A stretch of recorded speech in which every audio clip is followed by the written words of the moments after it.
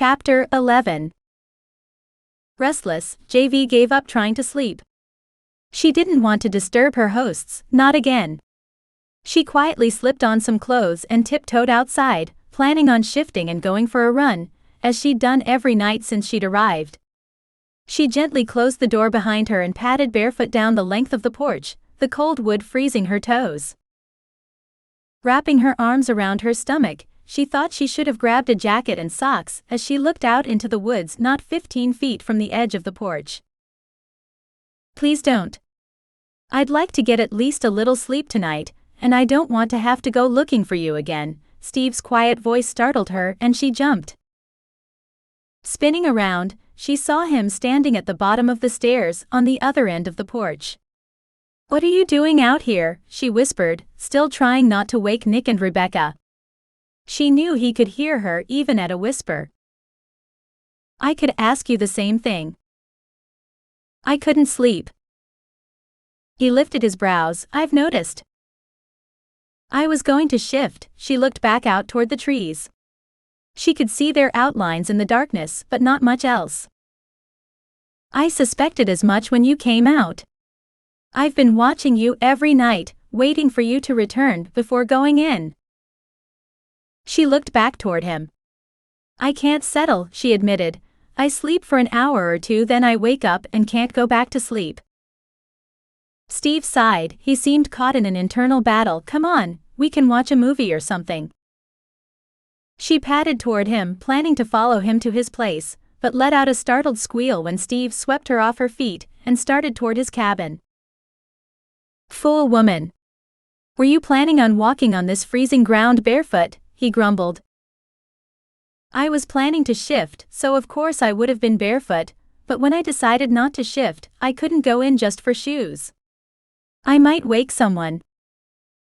Steve growled and carried her the rest of the way in silence. He didn't let her down once they reached his porch. Instead, he waited until he'd opened the door and set her down on a soft, warm rug. "You need to start keeping a pair of shoes next to the door. It's too cold up here to wander around barefooted." She nodded, distracted as she saw the inside of his home for the first time. It was a mix of styles, not decorated but comfortable and lived in. Somehow it worked. She found it a bit masculine, but not overwhelming. Steve stepped in behind her and closed the door. "It's cold out there." He shook all over and pulled his coat off. "I can't believe you were out there without a coat, or even socks." JV tried to stop shivering. She didn't want him to see it, but he noticed anyway. He moved close and rubbed his warm hands up and down her arms, trying to help her warm up. The unexpected contact sent sparks of heat through her body. "Movies are on that shelf," he pointed. "There, pick one. You want some hot chocolate? I'd offer coffee, but that's not gonna help you sleep." "Cocoa would be great." She went to the bookshelf, where she found a large selection of DVDs, neatly lining several shelves. "You watch a lot of movies?" "Sometimes the snow gets pretty deep in the winter. It can knock out the satellite for days sometimes. I keep enough movies around that I can generally find something I'll listen to." He spoke from the other room. She heard him moving around and making their drinks. "What do you want to watch?" she asked. "Whatever you want is fine. If it's there, I'll watch it." She looked through the titles, recognizing most of them. There were a few dramas but more comedies, and a lot of action films. "You don't have a single romance here." She wasn't surprised but was curious how he would react. He came back in the room carrying a pair of steaming mugs. "Yeah, oddly enough, I'm not really into chick flicks." She couldn't stop her laugh before it tumbled out. She pulled a movie off the shelf and gave it to him, trading him the disc for her cup of cocoa. He looked at the cover. "That's an old one." "But a good one." She took a sip. "I've seen it at least 100 times. I'm not sure it's possible to see that one too much." He chuckled and got the disc ready to watch. He turned back and picked up the remote, off the coffee table. "Sit, make yourself at home." You're not gonna stand for the whole movie, are you? He sat on one end of the sofa, moving so smoothly, his cocoa didn't even slosh. JV didn't want to sit on the other end of the long piece of furniture.